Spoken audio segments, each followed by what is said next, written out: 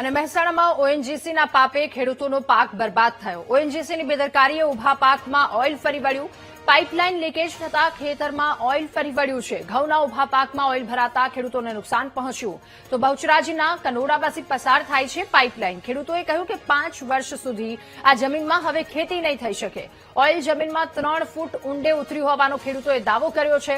ત્યારે જમીનને ખેતીલાયક બનાવવા માટે 3 ફૂટ સુધી માટી ખોદવી પડશે। ફરી ખેતીલાયક જમીન બનાવવા માટે લાખોનો ખર્ચ ખેડૂતોને માથે પડશે। વધુ માહિતી મેળવીશું। સંવાદદાતા સુધીર આપણી સાથે ફોન લાઈન પર જોડાયા છે।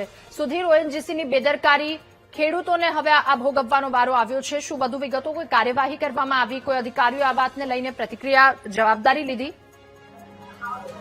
જી, મહેસાણા જિલ્લાના બહુચરાજી તાલુકાના કનોડા ગામે ઓએનજીસીની ઘોર બેદરકારીની સામે આવી છે અને ઓએનજીસીની ક્રૂડ ઓઇલની પાઇપમાંથી ભંગાણ સર્જાતા ખેડૂતોના તૈયાર ઘઉંના પાકમાં ઓઇલ ફરી વળ્યું છે અને જેના કારણે જે ખેતી જમીનને પાકને નુકસાન થવા, ખેડૂત માલ થવાની સ્થિતિમાં મુકાયા છે। જે 3 વીઘા જમીનમાં વાવેલા ઘઉંના પાકમાં ઓઇલ ફરી વળતા જે ઓએનજીસીની મુખ્ય પાઇપલાઇન પસાર થાય છે તે છેલ્લા 4 દિવસથી આ પાઇપલાઇન લીકેજ થવાને કારણે ખેતરમાં અત્યારે તો મોટા પ્રમાણમાં જે ક્રૂડ ઓઇલ જે ફેલાઈ ગયું છે અને આશરે 3 વીઘામાં જ આ જમીનમાં વાવેલા ઘઉંના પાક પર જે 15 ઇંચ જેટલું ઓઇલ ફરી વળતા હાલ તો જે પાક તૈયાર છે સંપૂર્ણપણે જે હાલ તો બરબાદ થઈ ગયો છે અને જે બાબુભાઈ નું ખેતર છે તે ખેતરમાં જ આ જે